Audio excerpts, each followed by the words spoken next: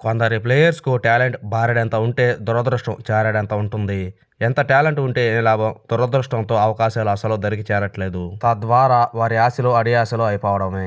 సరిగ్గా ఇలాంటి కోవకు చెందారు ముగ్గురు ఆటగాళ్లు. వీళ్లకు వచ్చిన అవకాశాలు కొద్దో గొప్ప అయితే దాన్ని కష్టపడి సద్వినియోగం చేసుకుంటే చివరికి మెగా టోర్నమెంట్లకు మొండి చేయి చూపిస్తున్నారు. అక్టోబర్ నుంచి భారత్ వేదికగా జరగనున్న వన్డే వరల్డ్ కప్ కోసం బీసీసీఐ ఇప్పటికే 15 మంది సభ్యులతో కూడిన టీమును ప్రకటించిన విషయం తెలిసిందే. అయితే ఎలాంటి సంచలనాలు లేకుండా ఆసియా కప్లో ఆడే ప్లేయర్స్నే చాలా వరకు ప్రపంచ కప్ జట్టులో స్థానాన్ని దక్కించుకున్నారు. ఇక ఆసియా కప్ కు సెలెక్ట్ అయిన ముగ్గురు ఆటగాళ్లకైతే భంగపాటు తప్పలేదు. గత కొంతకాలంగా జట్టులో చోటు దక్కించుకునేందుకు నిలకడైన ప్రదర్శన కనబరుస్తున్న ఆ ముగ్గురు ప్లేయర్స్ కు బీసీసీఐ సెలెక్టర్లు మొండి చేయి చూపించారు. వరల్డ్ కప్ జట్టులో ఎంపిక చేయకుండా వారి ఆశలను అడియాసలు చేశారు.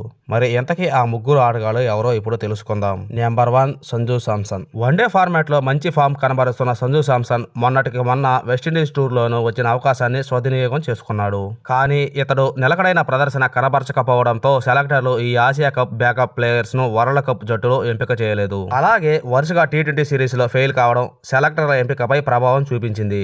ఇప్పటిదాకా శాంసన్ వన్డేల్లో 12 ఇన్నింగ్స్లలో 55.71 యావరేజ్, 104 స్ట్రైక్ రేట్ తో 390 పరుగులు చేశాడు.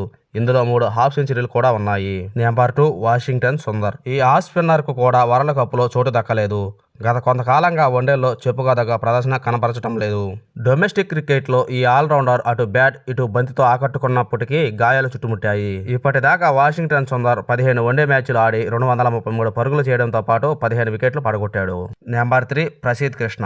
ఈ యువ ఫేస్ బౌలర్ గత కొంతకాలంగా ఐపీఎల్లో దుమ్ము లేపుతున్నాడు. 14 వన్డేలు ఆడిన ప్రసిద్ధ్ కృష్ణ 5.32 ఎకానమీతో 25 వికెట్లు పడగొట్టాడు. వెన్నునొప్పి కారణంగా ఈ ఏడాది ఐపీఎల్తో పాటు మేజర్ టోర్నమెంట్లకు మిస్ చేసుకున్న ప్రసిద్ధ్ కృష్ణ దీనివల్లే ప్రపంచ కప్ 2023 జట్టులో కూడా స్థానం దక్కించుకోలేకపోయాడు.